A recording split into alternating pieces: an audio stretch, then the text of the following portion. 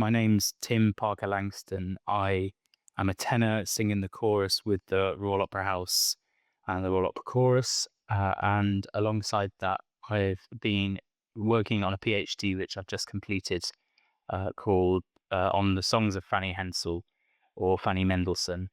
And the project has been practice centered. And the idea being I wanted to create a methodology which put the dissemination and the creation of tangible resources and materials needed to address the gap of knowledge and the absence of nearly a third of Fanny Hensel's nearly 250 songs from the concert hall.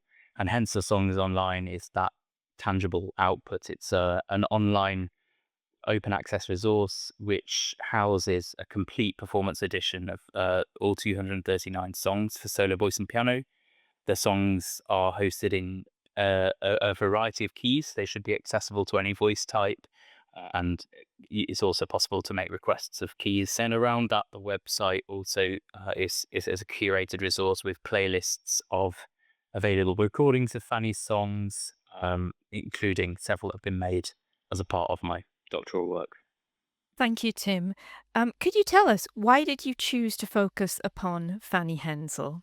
I I ashamedly discovered Fanny Hensel not long before I decided to focus on her for my PhD, and I think there was an element of it was that shock that someone who I'd quickly discovered had been revered and infamous within the world of women composers for nearly 40 years at the point of my research starting, had never come across my awareness in a career training as a professional musician or in industry or in working. And that was paired with the fact that I just thought from very first instances of playing her songs that there was something very emotionally visceral, something that was distinct from any of the leader composers that were her contemporaries. I thought it was really fascinating how different her music and song seemed to her brothers. And could you tell us about how you went about creating new editions of Hensel songs? It was possible to make the edition I made because of the fantastic archiving work that had been done by the Staatsbibliothek in Berlin. And at the point that I started my research, the it did like very high quality digital uh, access to scans of all the autographed manuscripts were hosted without any kind of paywall, without any issues of access. So I was able to create the editions that I chose in the way I chose to do it, which was very much not to take a kind of critical edition approach, but instead take an approach which was focused towards performers like me and a user friendly experience of getting the songs in a format that was clear and easy to read, reliable, reflective of what was in the autograph, but also addressed some of the elements of the autographs that might make them hard to read from for a modern musician. And then it really was a question of going song by song. The source that I would use would differ depending on certain types of songs. For example, many songs, it was quite simple because there was only one copy or one version extant. So it was simply a case of engaging with that autograph manuscript, best representing it in a way that was legible and clear and accurate. In other cases, there were more than one versions of songs, and so I had to make a decision about how I wanted to engage with that. I decided to go with the later dated manuscript. In terms of the technical elements, I used Sibelius engraving software, which I've been using uh, all of my kind of musical life since being at school, and had become very familiar with at university.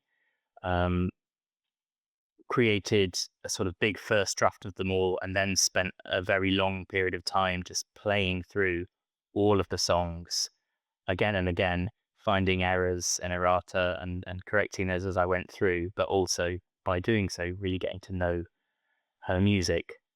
And then at the end of that process, I had 239 PDFs in the original keys and about the same again 2 or 3 times in different keys, ready to create a website from.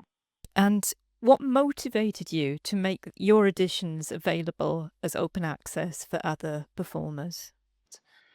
I found it quite, I guess, aggravating, frustrating that I could encounter analyses or writing about songs that I couldn't see in a score or hear. And so I wanted to create something that would kind of like irrevocably take away. Didn't want another PhD or another book to start with, though many of her songs have not yet been published or performed, actually to be able to go, right, let's just get past that point. And the reason it's open access is because, like I don't, they're not my songs, they're hers. Thank you, Tim. Thank you so much for sharing your experience of the Hensel Songs Online and some knowledge from that project with us. Pleasure. If you enjoyed this clip, feel free to follow the links on screen for more interesting articles and free courses from the Open University.